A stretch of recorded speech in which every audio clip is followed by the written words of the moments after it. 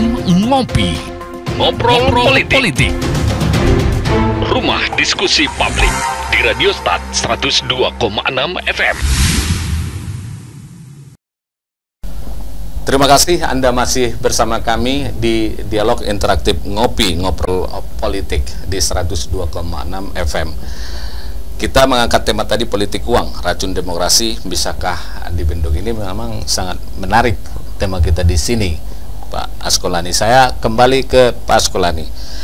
Berbicara politik uang, tentu hal ini bukan lagi hal yang baru. Ini sudah masif, terstruktur, bahkan sudah membudaya. Sebenarnya apa yang melatar belakangi lahirnya praktek-praktek kotor ini menurut Pak Askolani tadi? Bisa dipertegas lagi Pak Askolani, di mana sih sebenarnya ini, kenapa sih muncul ini setiap pemilu, bahkan setiap pemilihan kepala desa pun sudah menjalar ke sini gitu, mengkotori dan meracuni demokrasi kita begitu. Saya cenderung seperti apa yang disampaikan oleh Bang Iskandar tadi dari PDIP. Ini kan soal partai yang tidak mengakar sepenuhnya di masyarakat. Misalnya lah dulu, kalau di zaman Orde Lama dulu kan orang itu masuk partai, malah mengorbankan harta bendanya untuk partai. Karena itu sebuah ideologi gitu. Itu ideologinya, karena ideologi partainya jelas dia. Dan memang orang masuk partai pun karena ideologi itu. Jadi sekarang kan tidak orang masuk partai hanya untuk mengejar kebutuhan, mengejar itu untuk menjadi caleg, menjadi apa istilahnya yang berbau-berbau kebutuhan finansial jadinya, bukan semata-mata persoalan ideologi. Jadi saya pikir masalahnya di situ. Memang partai tidak pernah mengukuhkan ideologi itu sampai ke akar rumput seperti gaya-gaya pimpinan-pimpinan kita dulu. Semua partai itu di masa reformasi itu, saya yakin semua partai tidak melihat itu lagi. Kalau khusus untuk Mandailing Natal itu terasa tidak ada. Tidak ada lagi. Tidak ada ideologi seperti itu. Yang ditawarkan oleh para calegnya saat ini? Ya rata-rata janji-janji seperti itu. Kalau saya terpilih nanti akan begini. Konsep visi misinya itu bagus kalau di baliho visi misinya, tapi orang kan tidak peduli dengan visi misi sekarang. Oke. Tidak ada yang peduli. Apa Bang Kandar ini? Apa komentar Bang Kandar? Ini jelas apa yang disampaikan oleh Pak Askolani. Semua partai politik itu tidak lagi memiliki konsep ideologinya. Ini saya kan tadi sudah bilang, partai politik di Indonesia, khususnya di Kabupaten Mandailing. Apa karena tidak sistemnya gitu enggak? Anggaran dasar, anggaran rumah tangga itu semua sama. Bagus. Pada aturan bagus, bahkan berlian. Tetapi oknum ataupun pelaku yang ada di pengurus partai politik itu, dia masuk ke partai politik latah. Karena saya orang Malintang, saya rekrut orang Malintang. Karena dilihatnya masa depan saya selama menjadi ketua partai politik, nampak dia berhasil, saya pun akan berhasil. Tapi apa yang ada dalam diri saya dan apa yang ada dalam anggaran dasar anggaran rumah tangga itu, walaupun dikasih dia setiap hari satu anggaran dasar anggaran rumah tangga, itu tidak pernah baca. Dan saya tidak pernah nanya apakah dia sudah paham atau tidak. Satu. Yang kedua, calon legislatif yang tadi saya bilang, utama itu apanya itu sebenarnya kepentingan yang paling utama. Karena dilihatnya masa depan anggota DPR itu pakai mobil dinas, pakai rapi, semua apanya itu. Motivasinya ke situ. Dia uang banyak. Dia uang banyak. Mustahil itu seorang pengusaha yang sudah malang melintang di daerah kita, katakanlah uangnya banyak, dia masuk partai politik. Hanya melalui caleg, menang lagi dipilih rakyat, karena dia tidak, kalau tidak bukan dia yang menabur uang, tidak mungkin dia terpilih. Saya tarik, tunggu dulu. Saya tarik kepada diri saya. Karena bukan si Abdi bin Perjuangan nama saya. Harusnya nama saya itu si Abdi dan bin Perjuangan. Itu nama saya yang cocok. Kenapa saya katakan begitu? Mulai dari keluarga yang melarat, yang miskin, tidak bisa berobat, kodanya ditangkap, semua urusannya sama saya. Bahkan KTP apa semua saya yang urus yang apa itu. Terus kalau dihitungnya uang yang melahirkan saja lah berapa juta itu. Di Permata Madinah bisa aturan 7 juta, bisa kita 2,5 juta dibikin, tolong sama Siregar yang ada di situ kan. Terus selesai pulang dari situ dia ku bikin dulu baliho depan rumah katanya. Ada kawan saya di situ. Lama kali saya berkawan dengan baliho dia yang cocok di situ katanya. Dia lupa. Ada di situ. Disitulah kegagalan kita partai politik itu untuk apa? Artinya di PDI sendiri pernah nggak melakukan itu, doktrinisasi terhadap ideologinya, kemudian pemahaman tujuan platform partai itu pada caleg-calegnya itu dilakukan? Karena apa yang disampaikan oleh Pak Askolani tadi, kegagalan partai politik itu di situ karena nggak ada tujuan yang jelas. Kalau kita kan PDI bagaimana?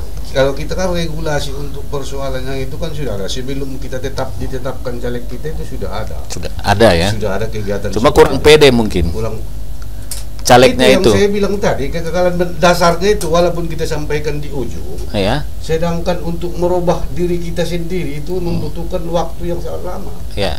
Nggak bisa 1 hari 2 hari, bahkan 1 tahun belum tentu bisa. Ya. Katakanlah seperti sekarang. Ya.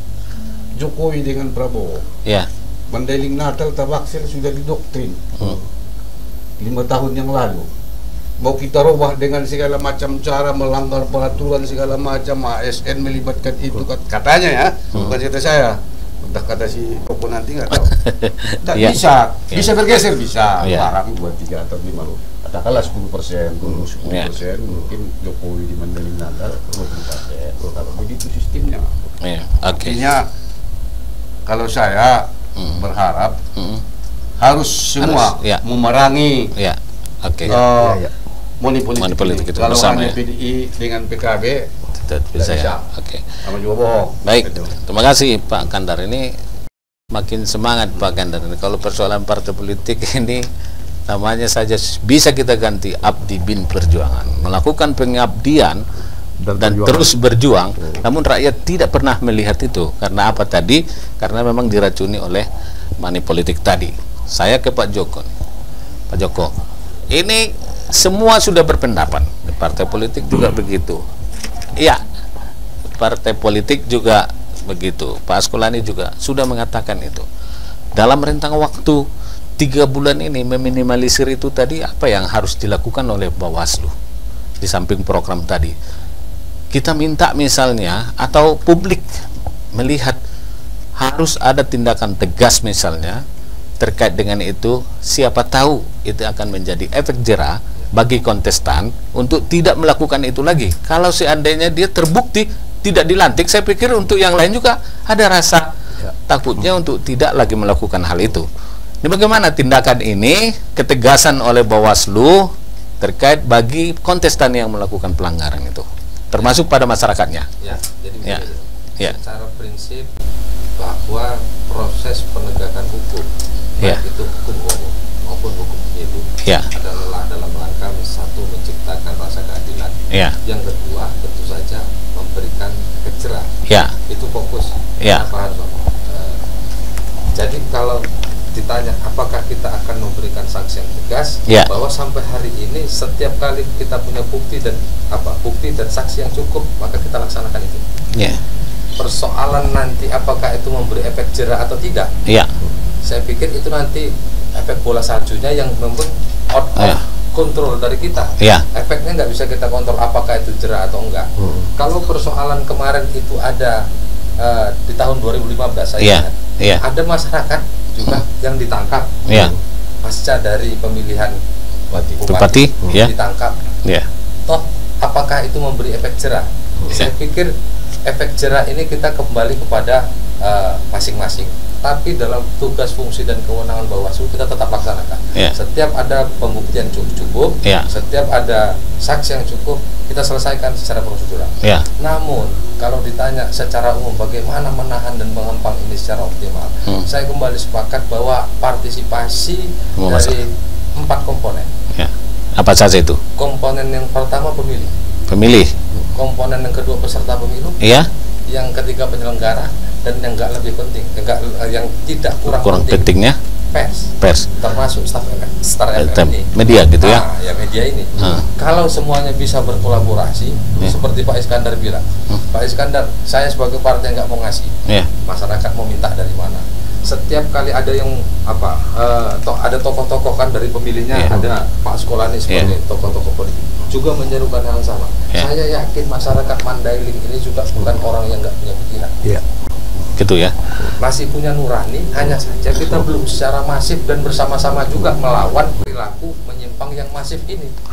Kalau misalnya ada nggak misalnya regulasi atau sanksi kepada partai politiknya? Ya. Tidak, misalnya kalau ketahuan partai politiknya kalau didiskualifikasi itu bagaimana? Ada nggak tuh kalau misalnya? Bahasa diskualifikasi dia kalau gini dia. Bahasa diskualifikasi dia dalam pelanggaran administrasi dinyatakan tidak diikutsertakan dalam tahapan berikutnya. Ya. Ya kan? Tapi ada juga tahapan di pidana. Ya. Di pidana ada juga dinyatakan bahwa di penjara sekian lama. Ya. Ada 2 pasal yang menyatakan itu. Satu pasal untuk peserta pemilu dan pelaksana kampanye, dan satu pasal lagi untuk semua orang. Ya.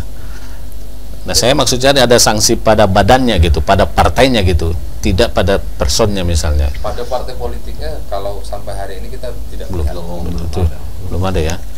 PDI setuju nggak kira-kira? Kalau didiskualifikasi partainya misalnya, bagi satu orang misalnya, saya mengambil analogi, melakukan manipolitik. Iya, satu orang misalnya, tapi semua partainya tidak lagi diikutkan pada tahapan berikutnya gitu. Sangat setuju. Iya. Dan itu kenapa saya katakan sangat setuju? Boleh ini disarankan oleh PDIP, siapa tahu nih nanti publik melihat ini kan. Saya juga melihatnya begitu, Pak. Ya. PDIP ini sebagai praktik terbesar. Saya seru juga ini sebenarnya. Sudah berkali-kali mana namanya kalau saya dibilang bosan, sudah mau bosan mengatakan persoalan manipolitik ini. Manipolitik ini. Kenapa saya?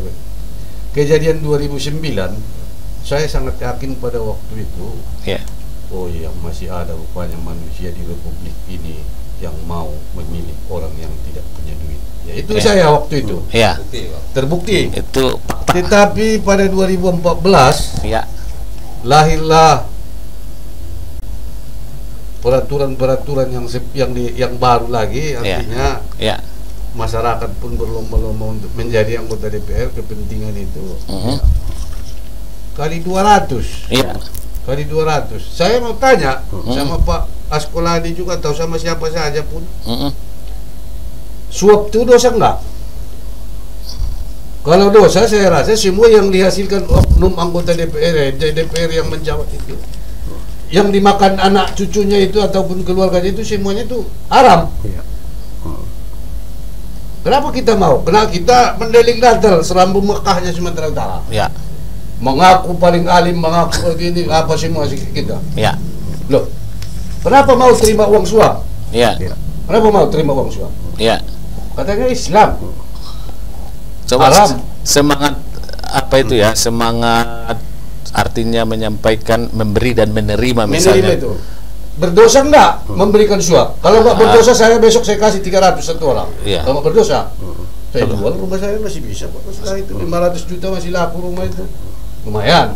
Tapi saya rasa memberikan suap kepada pemilih itu berdosa.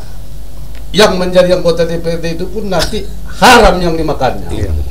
Kalau menurut saya. Baik, ini berarti nih PDIP mestinya PKB yang menyuarakan seperti ini.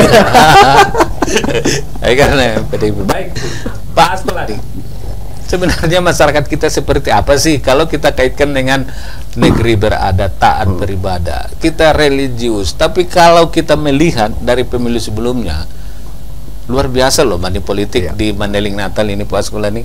Apa yang bergeser sebenarnya ini? Kalau dalam soal politik, saya tidak percaya Mandailing Natal religius. Kalau dalam soal politik, Terus yang religius yang mana? Ada partai yang berbasis Islam tapi tidak ada kursinya di Mandailing Natal. Itu fakta itu. Itu fakta ya? Ya fakta. Jadi apa namanya, pendekatan di Mandailing, mungkin masyarakat yang paling sulit dipahami itu Mandailing Natal. Gitu ya. Satu pihak mengaku sangat religius tapi di pihak lain tidak religius. Itu memang fakta begitu, Pak. Fakta kedua, kemudian untuk apa? Saya sebenarnya lebih cenderung pendekatan untuk ini semua, mengatasi semua. Pendekatannya pendekatan adat budaya perkahanggian. Sebenarnya tidak ada sanksi sosial itu ya. Tidak ada yang lebih efektif sanksi di masyarakat kecuali sanksi sosial, bahkan lebih hebat dari sanksi agama. Yang ditakuti masyarakat di kampung kan bukan kepala desa, bukan penegak hukum, bukan alim ulamanya, ketua perkahanggian. Itu yang ditakuti. Karena dia takut kalau ada apa-apa nggak didatangi gitu ya. Tidak diurus oleh perkahanggian. Kebutuhan sosialnya. Jadi saya pikir kalau pendekatan yang seperti ini juga masuknya dari perkahanggian. Kalau kahanggi yang menghukum itu semua menerima. Gitu ya. Semua menerima. Berarti saran ini perlu digandeng oleh Bawaslu ini misalnya perkahanggian ini ya. Perkahanggian itu yang paling efektif. Utamanya perkahanggian Hasibuan dulu digandengnya gitu ya. Supaya bisa untuk tidak main politik. Saya lagi lebih efektif itu. Yang lain, Pak Askulani, peranan ormas-ormas itu untuk mengantisipasi ini kemana? Pak Askulani melihat. Ormas kan, kita jujur sajalah dulu. Ormas kan kadang-kadang juga mengambil kesempatan di momen-momen seperti ini. Adalah yang seperti itu. Tidak bisa dihindari bahwa dia organisasi kepemudaan, organisasi sosial dan lain-lain itu ada kadang-kadang yang mengambil kepentingan, walaupun kita tidak menjustifikasi keseluruhan tidak, tapi ada yang seperti itu. Kemudian yang maksudnya tadi Pak Askulani ini posisi ormasnya tidak dalam proses pencerdasan atau apa? Para cenderung termasuk itu, memang termasuk. Oh iya, ini kadang-kadang kepentingan ormas lebih tinggi daripada kepentingan sosial secara umum. Yang di nomor satukan itu malah ormasnya, bukan masyarakat sosial secara umum. Mesti posisinya di mana? Mestinya ya masyarakat umum dulu. Itu yang pertama dulu, baru ormasnya. Baru ormasnya gitu ya. Itu yang paling utama. Oke. Terus Pak Askulani apa lagi yang kemudian apa namanya ya? Bentuk-bentuk money politik ini kan bukan semata-mata memberikan uang, bukan semata-mata. Kadang-kadang benda ke kelompok pengajian ini memberikan itu kan sama juga money politik juga dalam bentuk yang lain juga sama dengan itu. Ini padahal ini kan bagian dari budaya juga, budaya setempat walaupun bukan secara personal yang menerima pemberian itu, tapi malah kalau saya melihatnya lebih buruk lagi karena kelompok budaya malah menerima yang seperti itu gitu padahal belum tentu akan dipilih. Baik, sahabat Istart FM, diskusi kita semakin menarik. Kita tantang nanti komitmen dari para pelaku ini, termasuk partai politik dan juga Bawaslu. Apakah politik uang ini akan terus menjadi momok bagi demokrasi kita, atau masih ada harapan untuk mendewasakan para politisi kita ke depannya ini? Pertanyaan ini akan dijawab oleh narasumber setelah pariwara berikut ini. Program Ngobrol Politik. Rumah Diskusi Publik di Radio Start 102,6 FM.